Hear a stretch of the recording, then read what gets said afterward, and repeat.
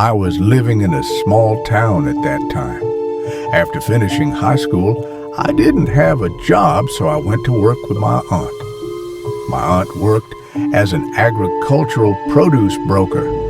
During the summer, she often went to villages to buy fruits and sometimes to help with harvesting.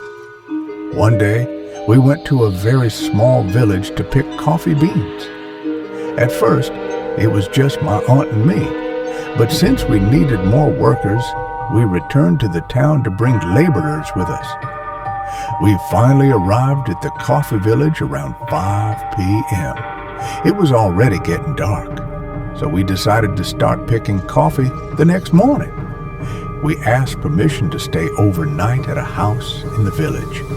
The house looked very old, like a traditional house from the past.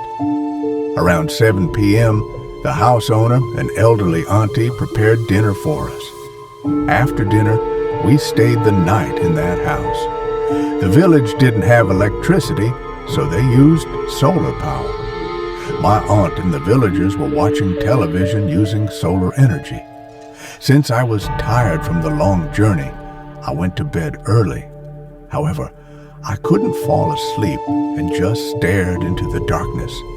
Because it was a village area, everything became very quiet around 9 p.m. Then, at about 10 p.m., I started hearing footsteps walking in front of the house.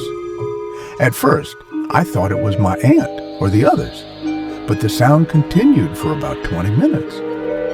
After a while, the footsteps stopped. Soon after that, I heard the sound of a group of people walking near the house. Even then, I wasn't scared yet. I thought they were villagers. Around 11 p.m., I finally fell asleep for a short time, but suddenly I woke up again. I tried hard to sleep.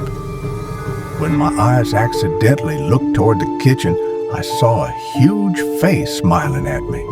The smile was terrifying. I could clearly see only its head peeking out from the kitchen. I tried to calm myself down, telling myself that it wasn't real. I turned my body to the other side, but there it was again. The same horrifying, smiling face staring at me. At that moment, I was shaken with fear. I quickly turned on my phone flashlight and shined it around, but there was no one there. I told myself it was just my imagination and tried to sleep again. But the smiling face kept appearing in my mind. When I turned on my phone light again, it disappeared. I was so terrified that I lost consciousness. When I regained consciousness, it was already morning. I then told my aunt and the house owner everything that had happened during the night.